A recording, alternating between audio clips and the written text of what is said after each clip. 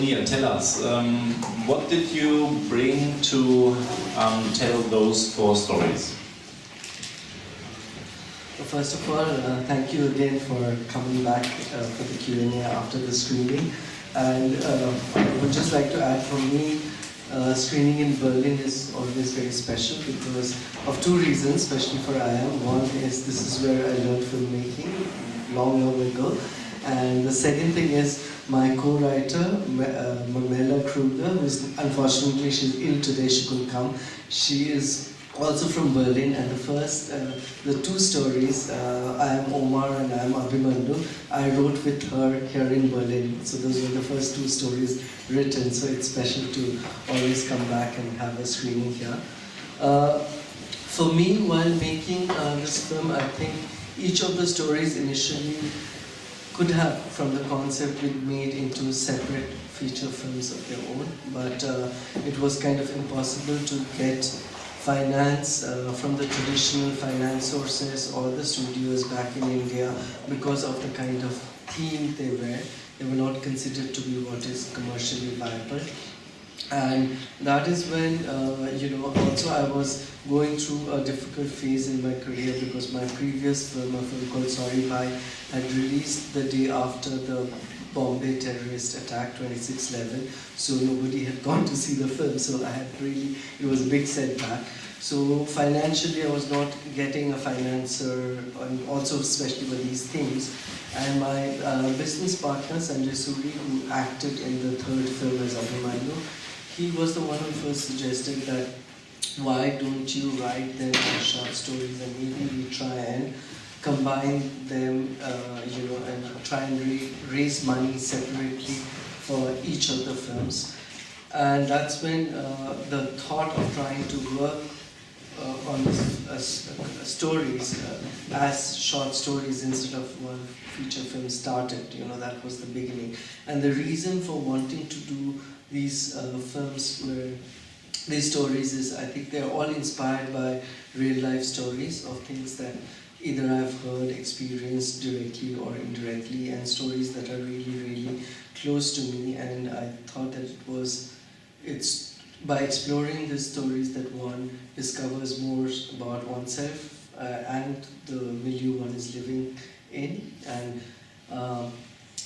very often people tell me that are you making these films to give a message, but I think more than giving a message to the outside, it is like to oneself.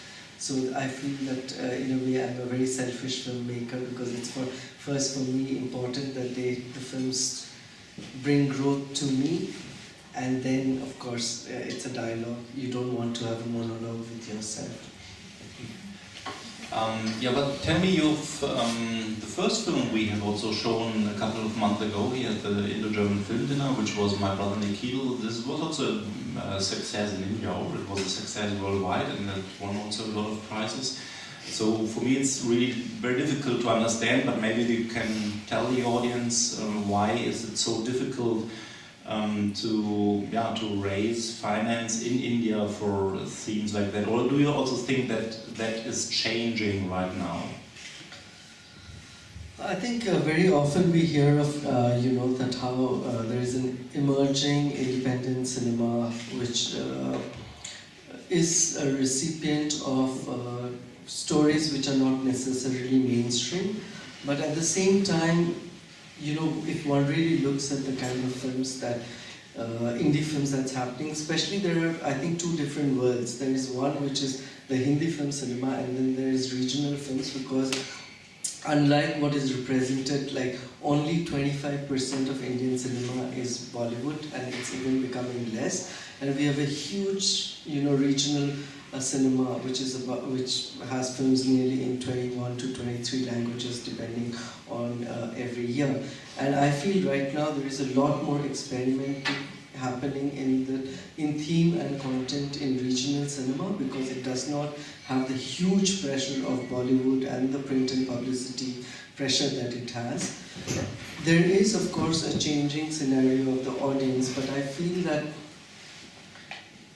when one talks of emerging audience for new Indian cinema and which opens up budget, it is about themes that either are kind of feel good within the independent space, or themes that don't really make you feel uncomfortable in any way. It can be, it does not have to be absolutely mainstream narrative, but the minute you are, for example, very recently, because I Am, the film which I made, the film that you just watched, won 2 national awards, and after that a lot of studios suddenly started calling and saying that, oh, we would like you to make a film for us and we like your craft, but we don't want you to make any film that deals with either sexuality or violence.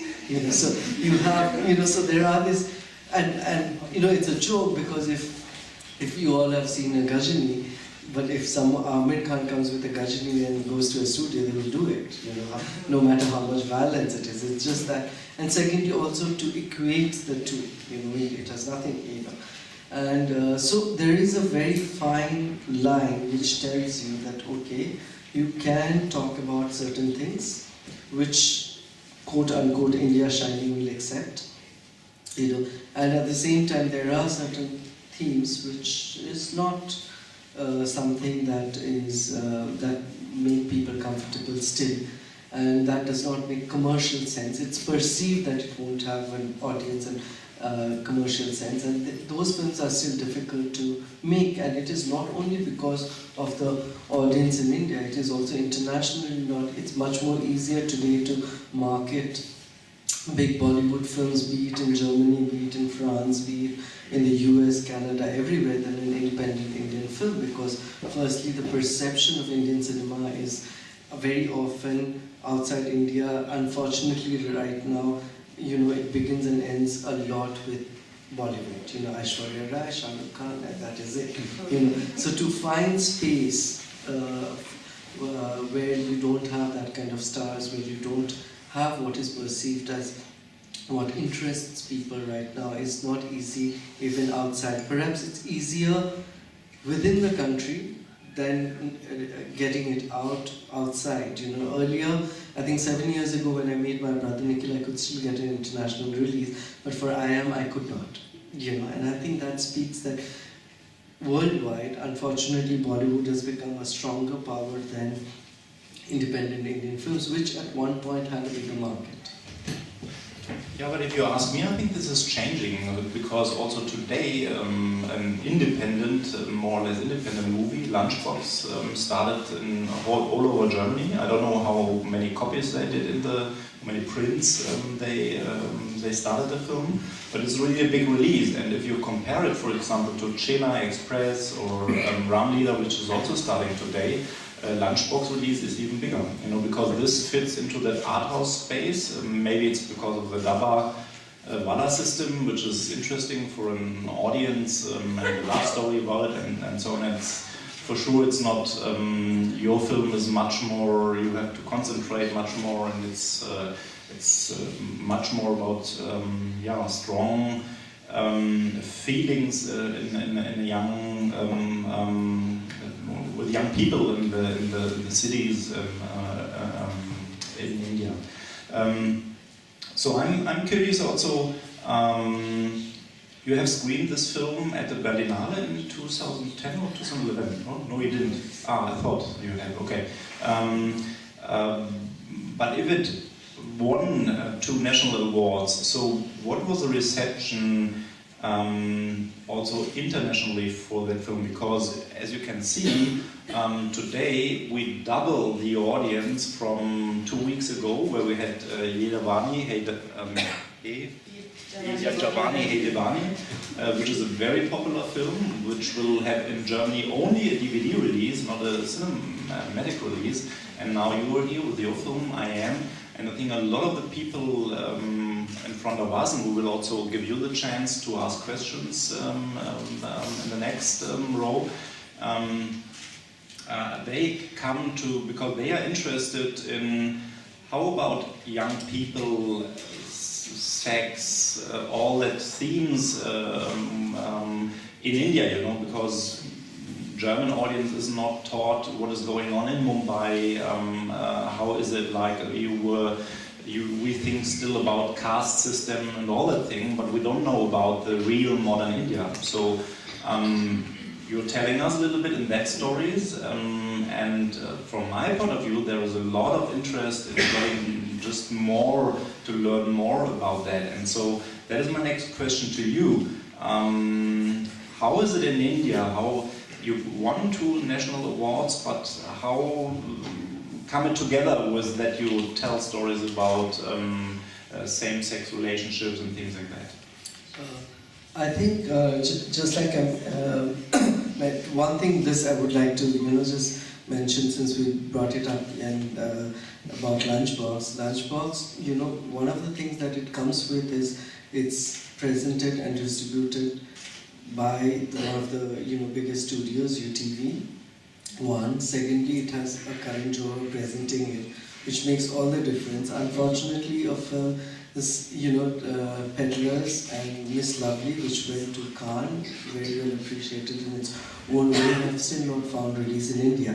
And in a country that produces the largest number of films in the world, one of is, you were wondering, if it becomes a norm, I would be more than happy. But I would like to wait and watch before celebrating, because once in a while you always have a film like that coming up, and it's happened through decades. That one film that gets and at the end of the day, again, it's a film that fits into feel good, which is also very Hollywood-y, kind of thing. Anyway, but of course, if that becomes something which is a trend for indie cinema, it would be great for us. But just like when the multiplexes came in, we all thought that, oh my God, now 5 screens, 1 screen is going to be there for independent cinema. But within a year, we realized that was never going to happen for us, because all the screens would be taken over by any big studio or big films that's been screened. Having said that, coming back to your question of how this kind of a film would release in India. Again, I feel, we had, for me, finance in 2005 when I made My Brother Nikhil was impossible to get because the central protagonist was gay. I was told that, can't you at least make him bisexual, things like that. Similarly, when I was doing I Am, no finance, that's why I had to go into crowdfunding, and that's why that long list of names in the credits, if you see. And just like now I mentioned, that it's because of, again, the theme that I'm told by studios that, okay, you can do films, but not something which deals with sexuality. I have other stories which have, not all my films, but I have, scripts which have gay characters, and it's very clear that I will not find funding in India.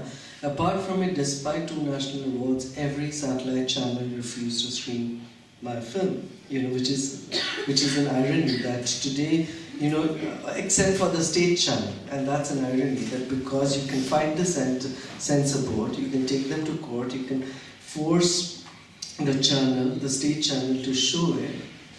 Of course, I had to edit some bit because of the censor. The kiss had to go, 2 men looking at romantically at each other had to go, and stuff like that. But how do you do with the censorship that's unspoken of, like the corporate censorship?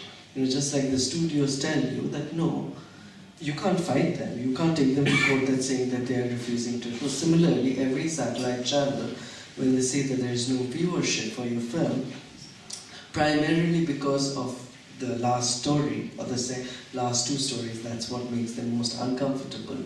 How you can't take them to court? You can't take you can't argue with them or to force them, saying that okay, why aren't you showing my film? It's a no, and that very often stems not so much from the fact that an audience won't receive the film, but I feel very often by people who are there at the top who, because of their own insecurities and fear, don't want your film to reach out to an audience. So I think to especially tell stories which have anything which is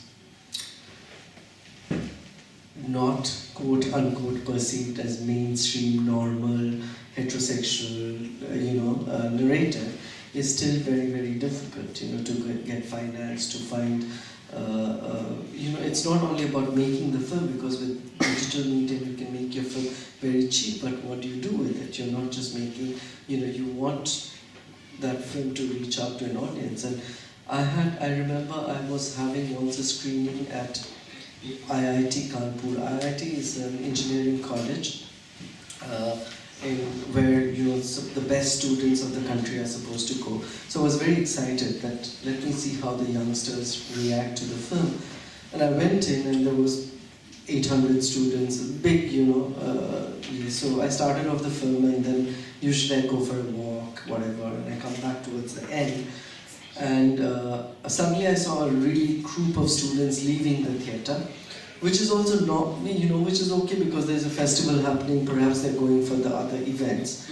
Though mostly they stay back if there's a filmmaker to talk to them. And then I realized that when the film started, because it's an engineering college, 80% students are male, 20% women.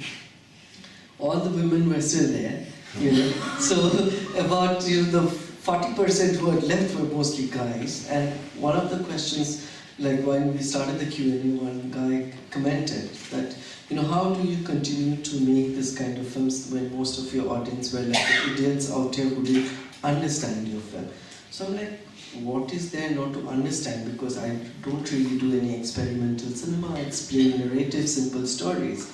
So they said, no, when the police guy was abusing the gay character, there was this whole group of guys who were cheering for the policeman, So I'm like, okay, I feel sad hearing that, but I will be leaving here tomorrow. What makes me really sad that in this group of 800 students, I'm sure there are people from the queer community, and how would they feel that when their friends are sitting next to them and mocking their identity, and not letting them be themselves. And these people are tomorrow going to be heading corporates, big companies, multinationals, and going to dictate the policies. And that is what scares me, and that is what, I find very disappointing, that I feel very, very often that as a society, one is becoming more and more intolerant, more and more close about be it religion, be it sexuality,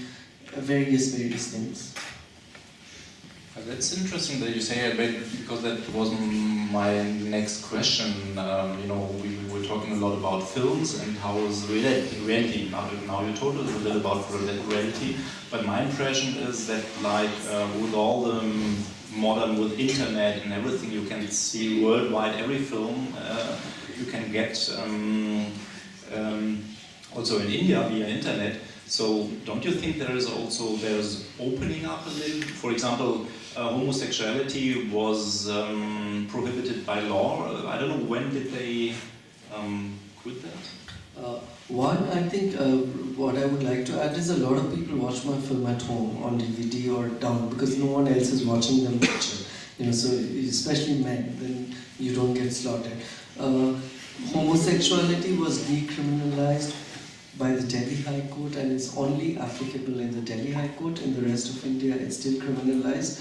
The entire judgment is still being debated by the Supreme Court, and it's been for 2 years. It's hanging with the Supreme Court. If Supreme Court stands by the Delhi High Court, it gets decriminalized, but if it does not, then it's back to being criminalized. And one does not know which way it goes, because if that really worries, if the right-wing Hindu would come to power, then I don't know where it would go. But tell me, it's no secret that you had your coming out and that you're not hiding it, your sexual, what do you say now? But that is a question which interests me, how does it come together? On one hand it's still prohibited by law, and on the other hand you can go easy. If I go to Mumbai, to some places, I think they are much more modern than I go to Berlin places, places in Berlin. So can you tell us a little more about that? So how does that come all together? So is that like Incredible India, or please tell us?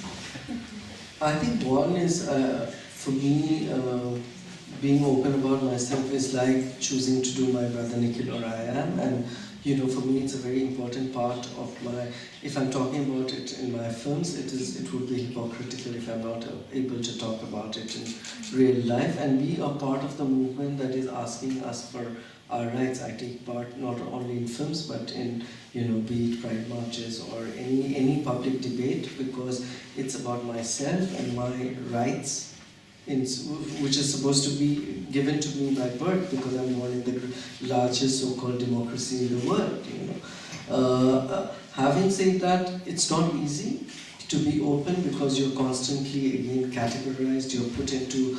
But I feel that I get a lot of strength because I have like right from the beginning I've had absolute full support from my family and friends, and I think that helps a lot. It does not, you know, it just, you know, beat my parents, I never had the pressure that, oh my God, you have to, what has happened to you, come to a doctor, go to, let's get you married, none of those. Neither, as a person, I never went through a crisis for being gay. I think I never went through, which a lot of people I constantly hear in India or elsewhere, that, you know, when they realize that they're gay, they go through this trauma of, what am I don't know why, but I never went through any kind of trauma discovering that I was gay. And I suppose it's just the way I am, that, you know, I cannot be, and that's why I put it on all my status, and sometimes it puts me into trouble and a lot of abuse. Recently I was talking to very big two Times of India, because they were celebrating 18 years of Delhi Times, which means celebrating coming of age. So they wanted to interview me, and basically I was talking about how I'm not ashamed of being gay, but I'm tired of being constantly slotted as a gay filmmaker because you don't be journalist, closet journalist, bisexual, or whatever, you know. But what stunned me is when the interview came online. After that, you know, there was a lot of people commenting, and there would be people commenting that you should be shot dead, you're a shame on our society. All kinds of things that just made me feel that why are people threatened so much by who I am with? You know, how does it affect any of their lives?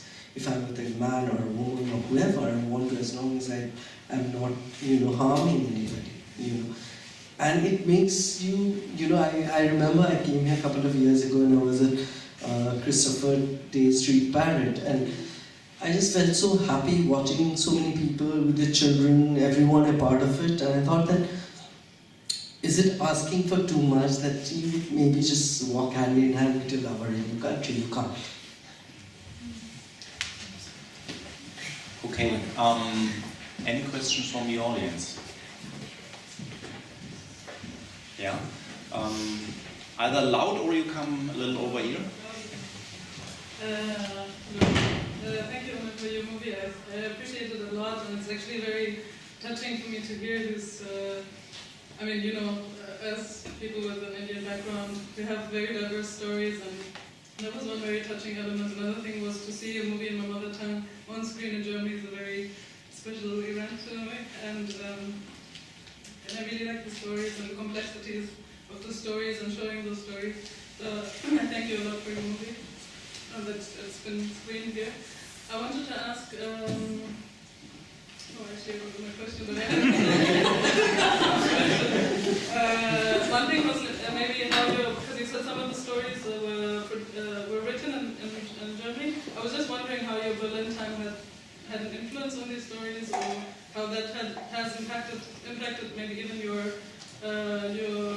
life as an artist, and also your activism, because I see it as an activism. And then also I was quite touched by the kissing scene, and I was just wondering how whether this has been done before in other independent movies, or if it's sort of, you know, something that. And then maybe a third question, the scene with the policeman.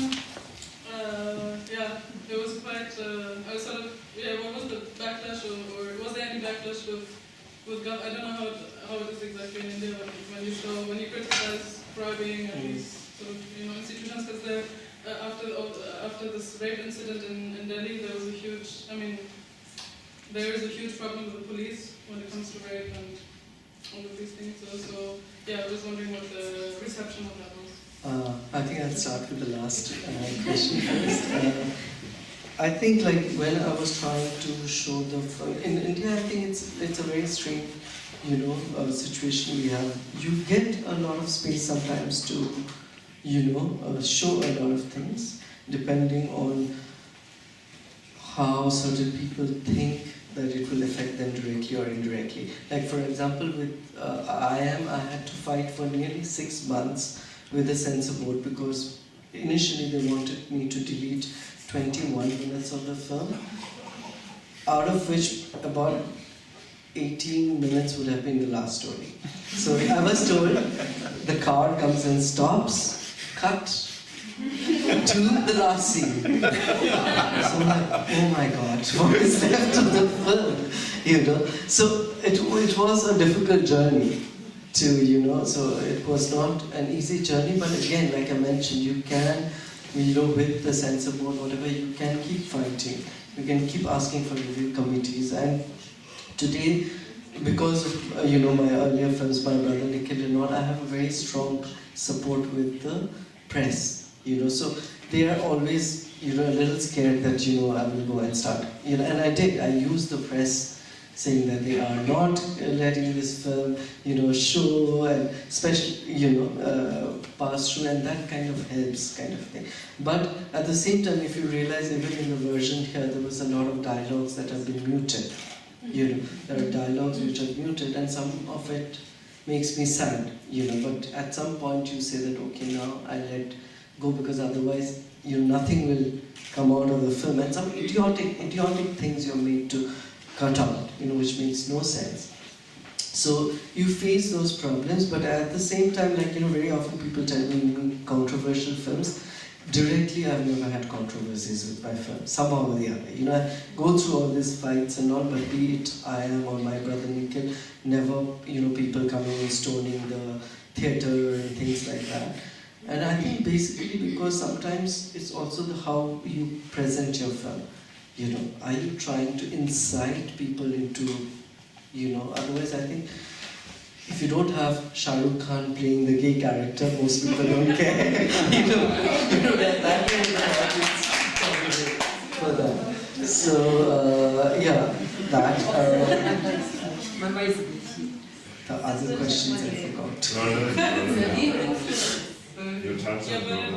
Yeah, I think for me, Berlin, which is a cliche, but I think it taught me discipline and how to be organized.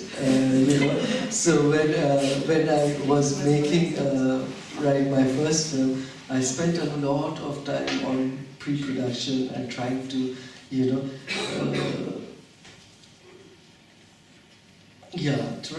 trying to do a lot of pre-work before going to the set, and that is one thing I learned as a student here, that to keep, do a lot of homework before you go into the and plus for me right now it's become a very important part of my filmmaking, because my co-writer, she's from here, so we constantly, so it is, it's not really separable from, it's, I think it helps me expand the way I think about films.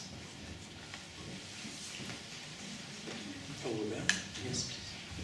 Yes, I have 2 questions regarding Kashmir. How was it with the army? How did they, was there any objection? How did you go about it? And your connection to Julie Chawla. I mean, she was once a big star. How is she now? How did you get in contact with her? And how was she involved in your? She was also in the other movie, no? Yes. Kashmir was actually difficult to shoot because of the political, situation there. But at the same time, the government there wants to present a picture of it's normalized, So when we approached the chief minister saying that we want to shoot here, we were provided a lot of security, but it was difficult in a sense that there was still always the tension, because of also you're dealing with a subject that's slightly volatile, about how, people don't really talk easily about the Kashmiri Pandit side of the story. So what we used to do is every day, in the daytime, early morning, 6 o'clock or 7 o'clock, we'd start shooting. First 3 hours outdoors, and then only myself and one more person would know where we would go to shoot next, which would be indoors, because by then there would be 6,000-7,000 people crowd watching, and there would be always like about 50 to 60 army people guarding. And then there was one day when we were shooting the sequence when the 2 actresses are walking through an area where someone comes up to her and says, "Are you a tourist?"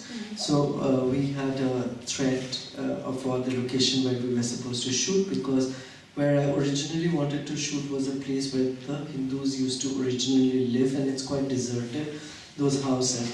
But there was a threat, so the army wouldn't allow us to shoot there. So I took the actresses to another area, and I told the character of Megha that you have to pretend you are screaming, but you have to say the dialogue softly, because it is slightly volatile, it might be misinterpreted. And then myself and the cameraman, after shooting the scene, went back to the place where we were supposed to shoot, and we pretended to be from the state television, so taking shots of the houses in order to try and recreate that ambience. So there was, it was difficult to shoot there, and immediately it was really we were lucky, because immediately after we finished shooting, I think a week later, again there was a lot of violence happening in Kashmir, and there was a lot of people couldn't have shot for quite some time afterwards. And yeah, about Juhi Chawla, I got to know her when I was trying to make my first film through my co-actor Sanjay Suri, who is also my co-producer. He had worked with her in another film, and he introduced me to her because when I wrote My Brother Nikhil, I really wanted someone like her to play the character of the sister. And when I went to her, I'm a terrible narrator. I can't narrate, scripts. And in India, usually most stars expect you to come and tell you the whole thing. They don't want to read. So I did a disastrous narration, and then I told her, just please read the script, So 3 days later, she called me and she said that, listen, honestly speaking, by narration I would have gone, you wouldn't have got this call. But thankfully, because of Sanjay, I thought that if he is like the script, there must be something in it. So I read the script, and I'm doing a film, and I'm doing it for don't worry about the money. And since then, I think we have a long association, and with IM, when she saw the film, we didn't get anyone to distribute the film. Or put in money for the print and publicity, and she said, I like the film and I'll put in the entire money for the print and publicity of the film. I was a little bit astonished about the mix of English and Hindu language, and we were wondering if this is really practiced in everyday life, or is it just for the movie? Actually, there are 6 languages in the film, because the film is set in different Kashmiri, Kannada, Marathi, Hindi, Bengali, English. And for us, from childhood, we grow up, if not 2, sometimes 3 languages simultaneously. And English is a language which unfortunately or fortunately unites us, because we speak 29 different languages. And I would not understand Tamil or but that's common. And all of us grow up speaking, thinking simultaneously, a lot of us, I would say all of us, in the same languages. In 2 languages, and if I would try and think that in my dream which language I think it's all mixed up. And sometimes we joke that that's our revenge to the Britishers. We have made English into English and English different languages. So this is really practice. Okay. Yes. One more question regarding Kashmir. When they enter the room, there was from a demonstration. What did Sound from a demonstration. Was it original? From yes. Where was it taken? It was. I took it from different television footage of that time. Television. Yeah, so they're all documentary sound used. Yes. Yes. Onir, I really would like to thank you for taking 4 or 5 sensitive topics for Indian independent cinema, because I myself I want to stay away from commercial movies, and I'm more interested in such sensitive topics which you picked up, which were really volatile, and including the sperm donation, which is still a taboo to talk about, homosexuality. And being an Indian, it is so unprotective atmosphere when you talk about it in India. But right now I'm talking also freely about you because it's a nice atmosphere. I wanted to also appreciate this scene of Kashmiri Pandit when they both exchanged dialogues with each other, Juhi Chawla and Manisha Goyala. This scene I found really intense because initially I wanted to support Juhi Chawla when she said okay, what kind of peace, or I ran away. And then when she said that the life of the people who are still living there is still horrible. Did you have any person who shared his or her experiences with you in that area, or how? I think the Kashmir story is again inspired a lot by 2 things. One is again Sanjay Suri, the actor, he is originally from Kashmir. His father was shot dead and he left, and while we were shooting the film for the research, when we went, he went back after 17 years to visit his, so it was that. But at the same time, I kind of am myself displaced. I'm born and brought up in Bhutan, so displacement and the whole concept of home is close to me. At the same time, I think when we went to Kashmir, or otherwise also, one is aware that what is happening because of the army there it's not some heaven, and it's a funny thing that sometimes it is true that people who have left have better lives, but it is again that you have left not by choice, at the same, and nothing can compensate for the loss of home. But people, especially women, I think, and that's why when we decided to work on the story, we decided to have 2 women protagonists. I think for a situation like in Kashmir, and maybe in a lot of places of conflict, the ones who are hit most is women. One who has lost her home and the other is stagnating, because again women in Kashmir are stagnating the most, because men, for them it's easier to travel out, to go into other states and all, but women find it more difficult to step out, to be allowed to go out and be it for education, be it for work, be it for other things. And I wanted to tell a story. It is not so much about who is, not a blame game film, but about that ultimately just raising a lot of questions, that who is responsible and who gains and who loses in a situation like this. If you would get the money for making all of the 4 stories, 90 or 120 million movie, would you do that? I think now no more, because I would want to tell other stories. Some could be set in Kashmir because but there are so many more stories to tell, and this. I feel somehow happy that maybe this was the right way that it was made, that it could reach out to actually a wider section, because each story kind of resonates with some people or the other, and then we end up watching the rest, and I'm happy that I made it in that format. How come that you have 2 big directors from India in your movie, like Anurag Basu, who was a doctor and then Spawn? Actually, I have to explain that we had him here with Barfi at our last IndoGerman Film Week, and also Anurag Kashyap, who was here 2 years ago in our IndoGerman. What did we do then? I don't know. We had we had a conference, and he was invited here.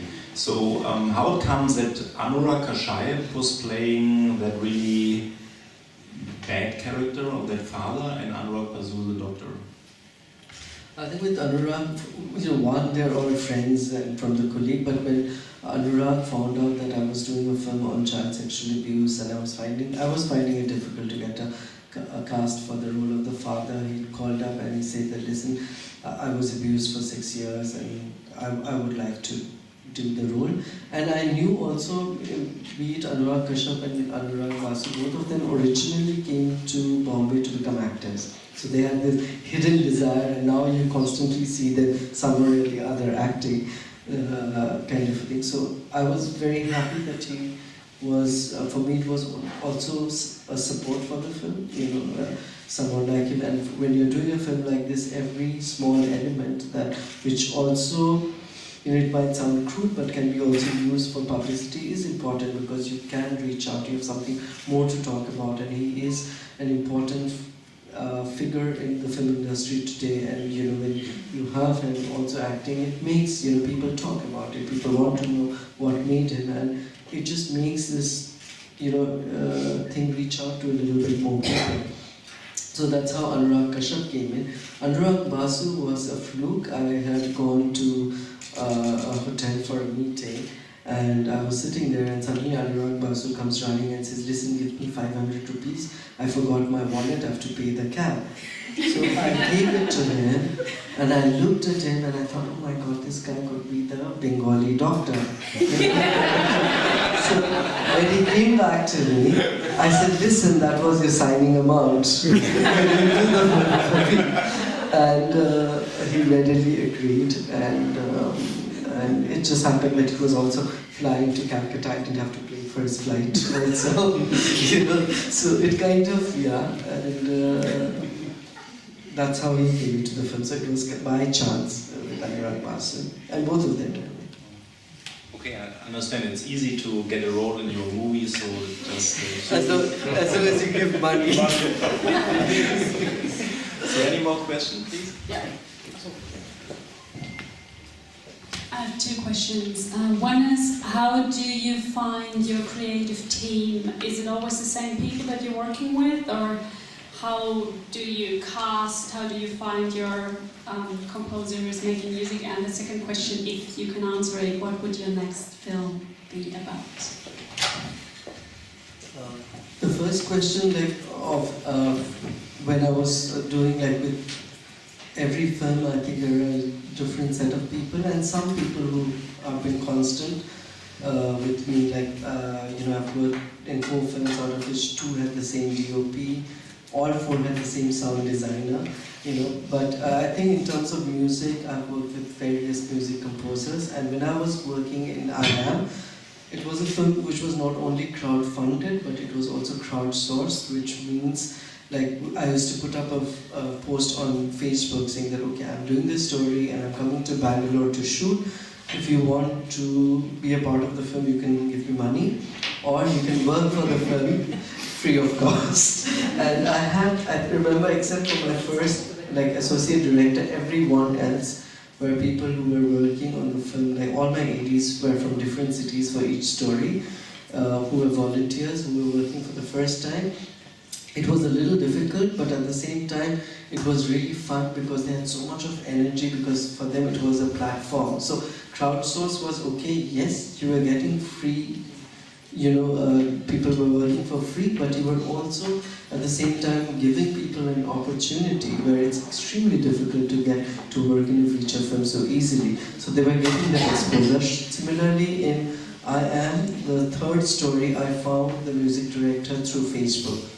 And it was his first film. He was 19-year-old, and I had done that thing of saying that, okay, you can send me tunes if I like it. So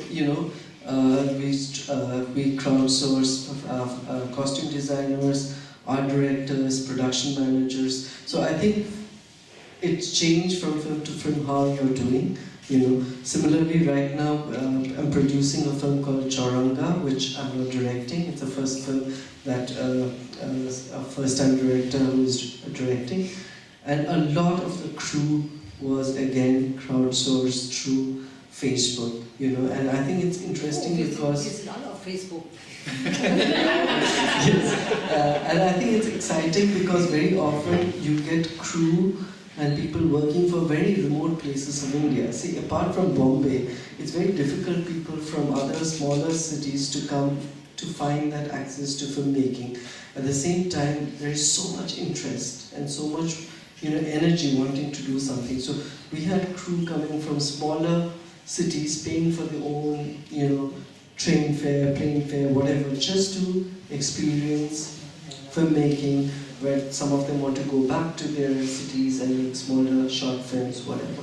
So that's how a lot of the crew was organized. Right now I'm working on a couple of films. One is a film called Shab, which means night, and I'm working with my co-writer Merla from Berlin. And it's the story about a very specialized kind of prostitute who is hired by rich businessmen whose sons are virgins, and she dresses up as a bride, and the hotel room is made like a bridal chamber, and she trains them to make. I also came to know that you are also planning to make a film on the novel Hamlet. Yes, the other script that I'm working on is an adaptation of Hamlet. In the Yes. direction. Have you already done the casting? Because No, we're just about to, there were some names popping up, Yeah, like Prasanjit Chatterjee and Amit Sar. And Juhi Chawla, is she again? the thing is I've not finalized, so I can't talk about the cast.